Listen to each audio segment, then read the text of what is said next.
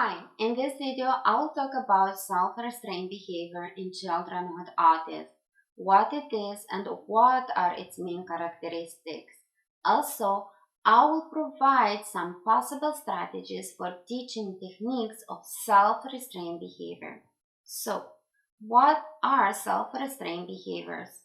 Self-restrained behaviors is the ability of the child to control their impulses, emotions, and actions.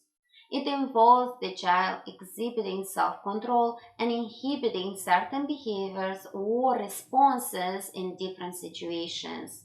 The self-restrained behaviors occur in children with autism as a result of their difficulties with social communication, sensory processing, executive functioning, and emotional regulation.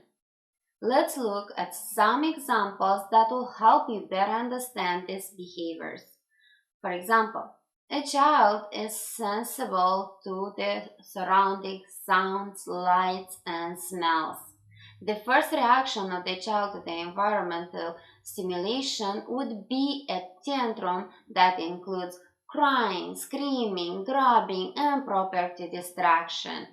However, through various interventions and strategies, the child learns to self-restrain themselves from an emotional outburst by using headphones, glasses, stress ball, and breathing techniques.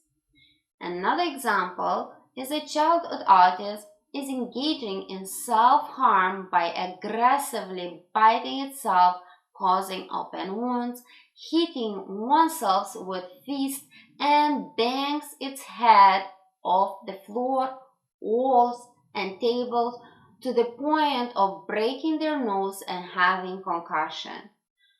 Through extended therapy, the child learns to wear a helmet, arm guards, and a weighted vest that would self-restrain themselves from harm.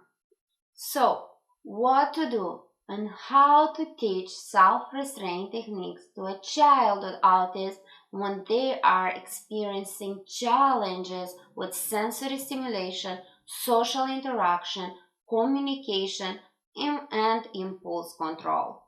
First, use visual support.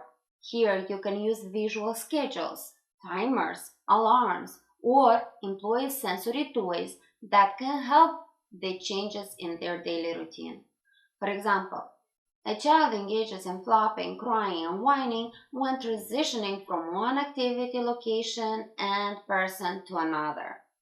In time, by consistently using the visual schedule, timer, and a fidget toy, the child learns to self-restrain themselves this way and manage with these transitions. Second, sensory strategies. When dealing with sensory sensitivity in children with autism, employing sensory strategies can be helpful. This may involve providing sensory breaks, offering sensory tools or fidget toys, creating calm down areas, or implementing sensory activities to help children self-regulate and exercise self-restraint when faced with sensory challenges. For example, when the child gets to the playground, grocery store, and restaurant, starts to grab onto the parent and engages in crying and whining. In time, by using a visual schedule, noise-canceling headphones, hearing a preferred car toy, taking frequent breaks by retreating to the bathroom or dressing room, the child learns to self-restrain themselves by employing these strategies to regulate their sensory experiences in public environments. Third, cognitive behavior intervention. These strategies help children recognize and challenge impulsive thoughts, emotions, and actions, allowing them to develop self-restraint by consciously controlling their responses in various situations. For example, when out in public, a child engages in bolting, elopement behavior and grabbing behavior. by grabbing toys, items from other people. In time, through the use of additional visual support, such as a timer, alternative methods of communication for picture exchange, AC device, verbal or sign language, and a visual schedule, the child learned to stop and communicate and think before acting.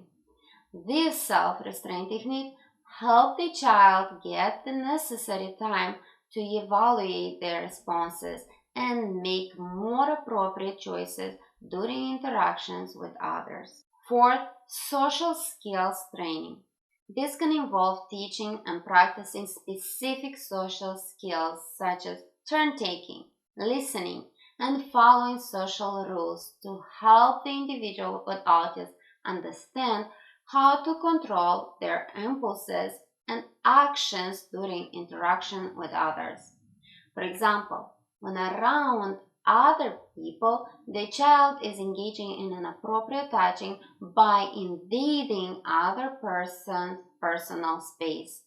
In time, through the use of social stories, social scripts, and alternative communication, the child learned social rules, the concept of personal space, and now when the child would like to invade another person's personal space, the child asks for picture exchange, verbal behavior, or sign language for permission for a hug.